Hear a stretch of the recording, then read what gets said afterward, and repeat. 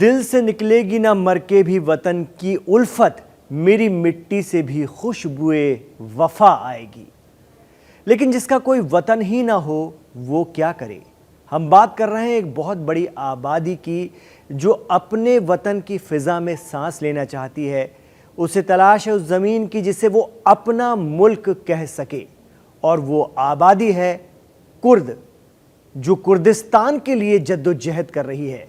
लेकिन 100 साल बाद भी कुर्दिस्तान नाम का कोई मुल्क दुनिया के नक्शे में नहीं है।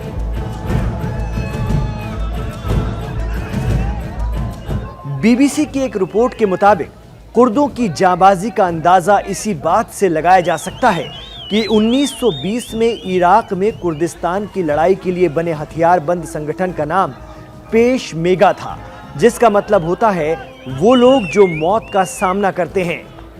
मर्द और खवातीन यानी महिलाएं और पुरुष दोनों मिलकर, जी हाँ, कुर्दिस्तान बनाने के लिए जो फोर्स बनाई गई है उसमें खवातीन का भी बहुत बड़ा किरदार है और वो बहादुरी से जंग के मैदान में होती हैं।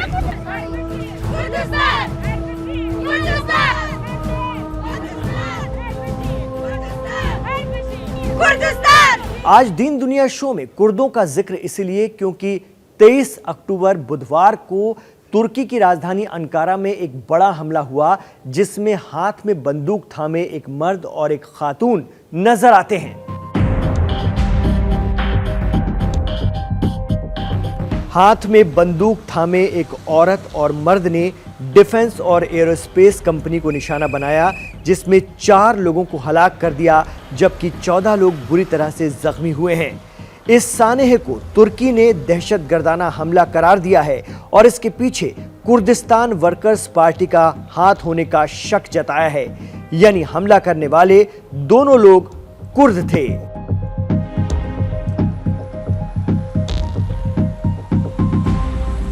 आखिर कुर्द मुसलमान तुर्की से खार खाए क्यों बैठे हैं और आखिर चाहते क्या हैं? वो तुर्की जो ऑटोमन साम्राज्य का मरकज रहा है, वो तुर्की जिसकी उस्मानिया सल्तनत का दबदबा पूरी दुनिया में हुआ करता था।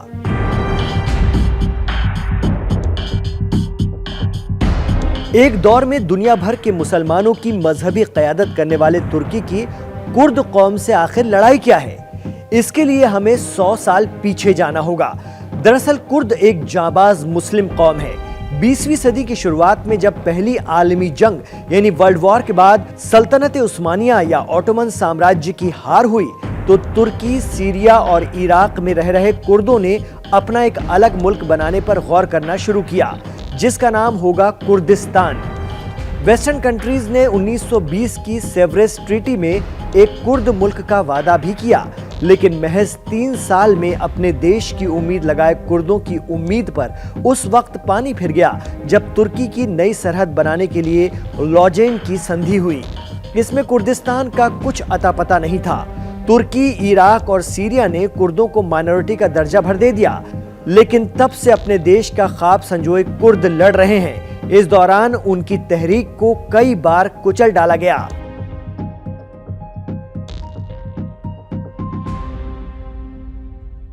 इराक में तो कुर्दों ने ऑटोनॉमी हासिल करके अपनी एक कुर्दिस्तान स्टेट अलग से बना ली है, लेकिन उनकी जद्दोजहद अब सीरिया से लेकर के तुर्की तक के इलाकों को मिला करके एक आजाद कुर्दिस्तान मुल्क बनाने की है।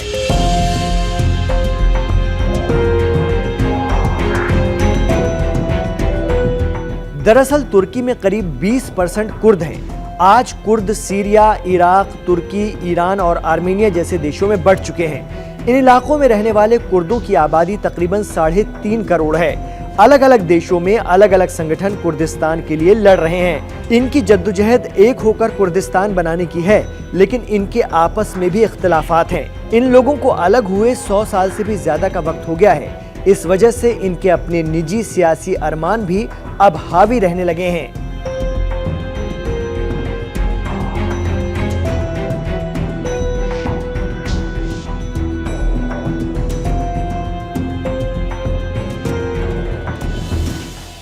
कुर्दों की जाबाजी का अंदाजा इसी बात से लगाया जा सकता है कि नॉर्थ सीरिया में 2013 में आईएस यानी दाइश, जो कि खूंखार आतंकवादी संगठन है, एक दहशतगर्द तंजीम है, इसने नॉर्थ सीरिया में अपने कंट्रोल वाले इलाकों से लगे 3 कुर्द इलाकों पर भी अपनी नजर गड़ाकर रखी थी। ऐसे में कुर्द फोर्सेस ने भी बड़ी जांबाजी से, बड़ी बहादुरी से इनका मुकाबला किया और 2014 आते आते खित्ते से इन्हें पूरी तरह से खदेड़ दिया।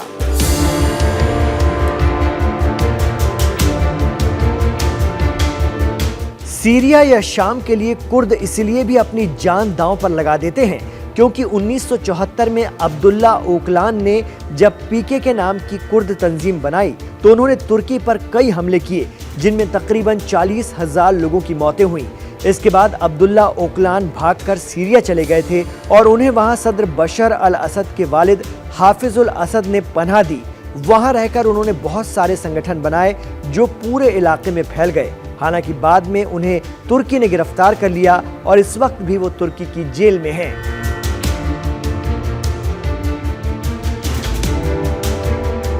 कहा जाता है कि इराक के कुर्दों की हालत सबसे अच्छी है क्योंकि उन्हें वहां पर ऑटोनॉमी मिली हुई है और उस कुर्दिस्तान स्टेट में नेचुरल गैस और जो दीगर रिसोर्सेज हैं, मिनरल्स वगैरह, उनकी भरमार है।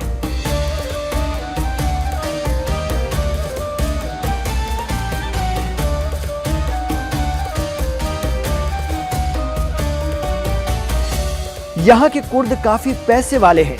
वहीं ईरान में 10% से ज्यादा कुर्द हैं। ईरान वाले इलाके के कुर्द पढ़े लिखे हैं। वहां इनके एजुकेशन पर खासा ध्यान दिया गया है। दरअसल कुर्द एक कौम है, इसलिए इसमें सुन्नी और शिया दोनों तबके के मानने वाले हैं। देखिए इराक के ऑटोनमस कुर्दिस्तान की वीडियो।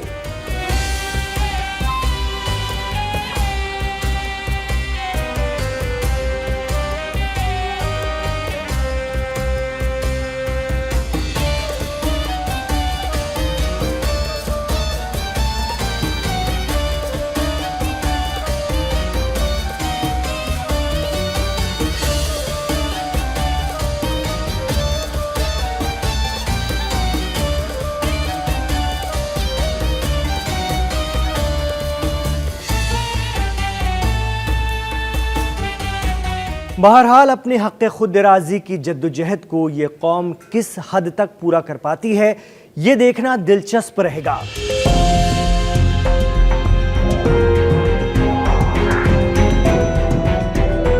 लेकिन ये भी सच है कि दहशतगर्दी, शिद्दत पसंदी और तशद्दुद किसी भी प्रॉब्लम का हल नहीं है, चाहे वो कितनी ही बड़ी हो। दुनिया में इसकी बहुत सी मिसालें हैं।